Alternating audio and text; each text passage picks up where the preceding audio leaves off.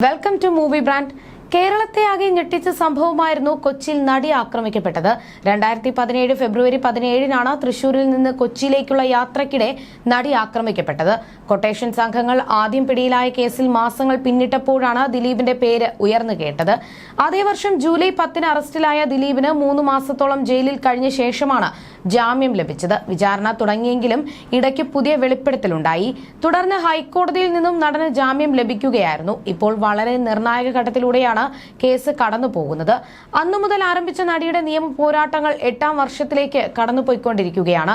മലയാള cinema താരങ്ങളുടെ ഡ്രൈവറായി ജോലി ചെയ്തിരുന്ന പൾസർ സുനിയായിരുന്നു ആക്രമണത്തിന് പിന്നിൽ. എന്നാൽ മലയാള സിനിമയെയും ഇന്ത്യയെ തന്നെ നടുക്കിയ ഈ സംഭവത്തിന് ശേഷം മറ്റു ചില നടിമാർക്കും ഇത്തരത്തിലുള്ള ക്രൂരത അനുഭവിക്കേണ്ടി വന്നിട്ടുള്ളതായുള്ള ചില സൂചനകളും പല കോണുകളിൽ നിന്നായി പുറത്തു വന്നിരുന്നു.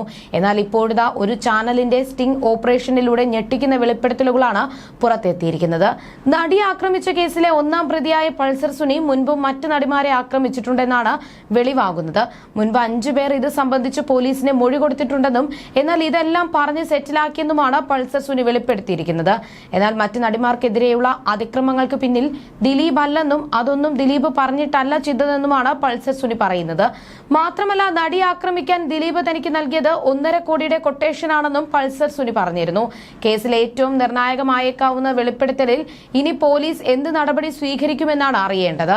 ഇപ്പോഴിതാ ഇത് സംബന്ധിച്ച് വിശദമായ കുറിപ്പ് പങ്കിട്ടിരിക്കുകയാണ് അഭിഭാഷകനും നടനുമായ സി ഷുക്കൂർ. മലയാള മാധ്യമ ചരിത്രത്തിൽ മികച്ച ഒന്നായിരുന്നു ഇന്നത്തെ റിപ്പോർട്ടർ ലൈവ് ബ്രേക്ക്. ആ കേസിലെ 1-ാം പ്രതി പൾസർ സുനി ആ കുറ്റകൃത്യത്തിലെ അയാളുടെ പങ്കാളിത്തം കൃത്യമായി ഒരു സ്റ്റിംഗ് ഓപ്പറേഷനിൽ പുറത്തു പറയുകയാണ്. ഈ വെളിപ്പെടുത്തൽ നിലവിലെ കേസിൽ എങ്ങനെയാവും സ്വാധീനിക്കുക? ഇതൊരു പുതിയ വെളിപ്പെടുത്തലാണ്. അതും പൂർണ്ണ മനസ്സാലെ പരപ്രേരണ കൂടാതെ ചെയ്ത കുറ്റകൃത്യത്തിൽ അയാളുടെ പങ്കും മറ്റു പ്രതികളുടെയും പ്രതികളല്ലാത്ത പലരുടെയും ഉൾപ്പെടലും അയാളിലൂടെ പുറത്തു വരികയാണ്. പോലീസ് അന്തിമ റിപ്പോർട്ട് സമർപ്പിച്ച് വിചാരണ പൂർത്തീകരിച്ചു. അന്തിമവാദം നടക്കുന്ന ഒരു കേസിലാണ് 1-ാം പ്രതി ഇങ്ങനെ എക്സ്ട്രാ ജുഡീഷ്യൽ കൺഫെഷൻ നടത്തിയിരിക്കുന്നത്.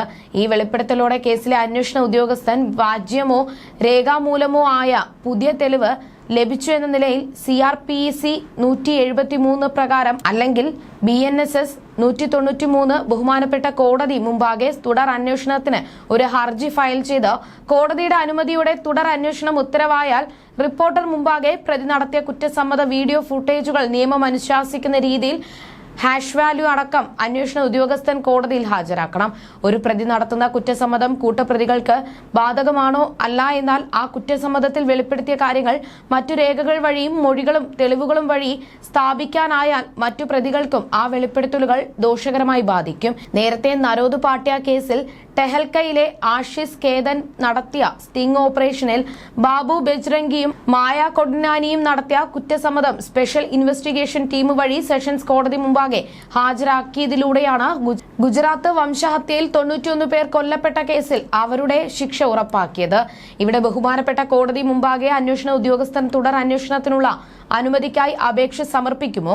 ഇനി അന്വേഷണ ടീം തുടർ അന്വേഷണം ആവശ്യപ്പെടുന്നില്ലെങ്കിൽ അതിജീവിത ആവശ്യപ്പെടുമോ? അങ്ങനെ അപേക്ഷ സമർപ്പിച്ചാൽ പൾസർ സുനി എന്ത് നിലപാട് സ്വീകരിക്കും? ദിലീപും മറ്റു പ്രതികളും ആ ഹർജിയുടെ ആവശ്യത്തെ എതിർക്കുമോ? ബഹുമാനപ്പെട്ട സെഷൻസ് കോടതി എന്ത് തീരുമാനം കൈക്കൊള്ളും? തുടർ അന്വേഷണം അനുവദിച്ചാൽ നിലവിൽ വെളിവായ കാര്യങ്ങൾ വെച്ച് പ്രതിപട്ടികയിൽ പുതിയ ആളുകൾ വരുമോ? എവിടെയാണ് റെക്കോർഡ് ചെയ്ത മൊബൈൽ ഫോൺ ഉള്ളത്? ദിലീപിനും ബന്ധുക്കൾക്കും ഈ മൊബൈൽ ഫോണിലേക്കുള്ള ദൂരം എത്രയായിരുന്നു? കൊട്ടേഷൻ തുകയിൽ 70 ലക്ഷം ആര്, എപ്പോൾ, എങ്ങനെ കൈമാറി? ആ പണം കൈമാറിയവരിലേക്ക് എങ്ങനെ വന്നു? കോടതി മുമ്പാകെ വിചാരണ നടന്നുകൊണ്ടിരിക്കുന്ന ഒരു കേസിൽ ആ കേസിൽ വലിയ രീതിയിൽ സ്വാധീനം ചെലുത്താവുന്ന ഒരു കാര്യം ഇങ്ങനെ ഒരു ടെലിവിഷൻ ചാനൽ പ്രക്ഷേപണം ചെയ്യാമോ? ക്രിമിനൽ കോടതി അലക്ഷ്യം ഈ കാര്യത്തിൽ എന്താണ് പറയുന്നത്? മാധ്യമങ്ങളോട് സംസാരിക്കരുതെന്ന നിബന്ധനയിൽ പുറത്തിറങ്ങിയ പൾസർ സുനിയുടെ ജാമ്യം റദ്ദാക്കുവാൻ പ്രോസിക്യൂഷൻ അപേക്ഷ നൽകുമോ? അങ്ങനെ അപേക്ഷ നൽകിയാൽ അത് 8-ാം പ്രതിയെ സഹായിക്കുവാൻ ചെയ്തതാണെന്ന രീതിയിൽ വ്യാഖ്യാനിക്കില്ലേ? ഇനി സ്വയം കോടതി ജാമ്യം റദ്ദു ചെയ്യുമോ? ഏതായാലും ലോക ചരിത്രത്തിൽ അപൂർവ സംഗതിയാകും ബലാത്സംഗത്തിന് ഒരാൾ കൊട്ടേഷൻ കൊടുക്കുന്നത്.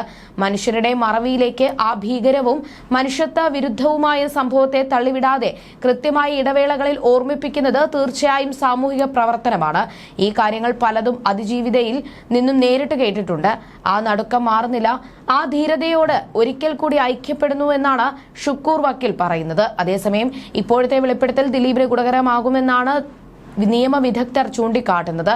പ്രത്യേകിച്ച് കേസിൽ CBI അന്വേഷണം ആവശ്യപ്പെട്ടത് ദിലീപ് ഹൈക്കോടതിയെ സമീപിച്ച കൂടി സാഹചര്യത്തിൽ കേസിൽ ഏപ്രിൽ 11 വിചാരണ പൂർത്തിയാകും. ഉടൻ തന്നെ വിധി പ്രഖ്യാപിക്കുകയും ചെയ്യും.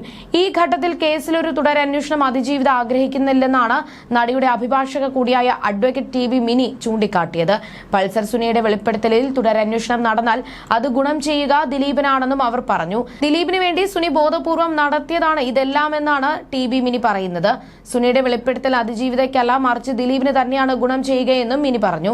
വെളിപ്പെടുത്തൽ നടത്തിയത് 1-ാം പ്രതിയാണ്. ഈ കേസിൽ ആരൊക്കെ സ്വയം വെള്ളപൂശാൻ നടത്തിയാലും പൾസർ സുനിയാണ് ഈ കുറ്റകൃത്യം നടത്തിയത്. അയാളെ എത്ര ശുദ്ധീകരിക്കാൻ ശ്രമിച്ചാലും അയാളാണ് യഥാർത്ഥ കുറ്റവാളി. അതുകൊണ്ട് അയാൾ സ്വയം എത്ര ന്യായീകരിച്ചാലും അയാളെ ശുദ്ധീകരിക്കാൻ കഴിയില്ല.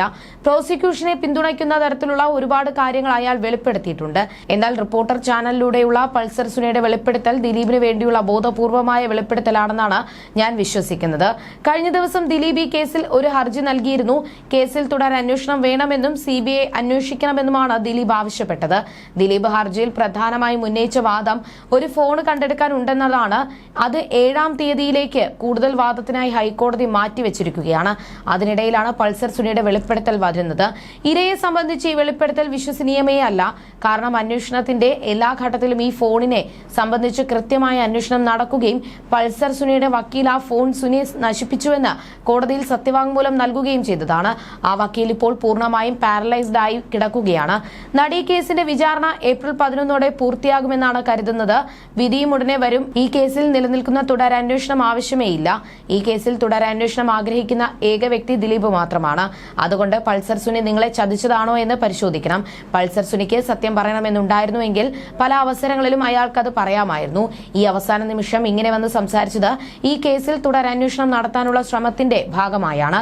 ഈ കേസിൽ എത്ര ശ്രമിച്ചാലും മായ്ച്ചു കളയാൻ സാധിക്കാത്ത തരത്തിൽ തെളിവുകളുണ്ടെന്നാണ് എന്റെ വിശ്വാസം. അതുകൊണ്ട് കേസിൽ വിധി പറയണം. ഇനിയും തുടരന്വേഷണത്തിലേക്ക് പോകുന്നത് അതിജീവിതയ്ക്ക് ഗുണം ചെയ്യില്ല. 8-ാം പ്രതിക്കാണ് ഇത് ഗുണം ചെയ്യുക എന്നുമാണ് അഡ്വക്കേറ്റ് TV മിനി പറയുന്നത്. കഴിഞ്ഞ ദിവസം കേസിൽ CBI അന്വേഷണം ആവശ്യപ്പെട്ട നടനും 8-ാം പ്രതിയുമായ ദിലീപ് സമർപ്പിച്ച ഹർജിയിൽ നടനെതിരെ രൂക്ഷമായ ഭാഷയിലുള്ള പ്രതികരണമായിരുന്നു ഹൈക്കോടതിയുടെ ഭാഗത്തു നിന്നുമുണ്ടായിരുന്നത്. നടി ആക്രമിക്കപ്പെട്ട കേസിന്റെ യഥാർത്ഥ വസ്തുതയും കേസ് രജിസ്റ്റർ ചെയ്യാൻ കാരണമായ ഗൂഢാലോചനയും വെളിച്ചത്ത് കൊണ്ടുവരാൻ നീതിയുക്തവും നിഷ്പക്ഷവുമായ അന്വേഷണം വേണമെന്നും അതിന് CBI വരണമെന്നുമാണ് ദിലീപിന്റെ വാദം.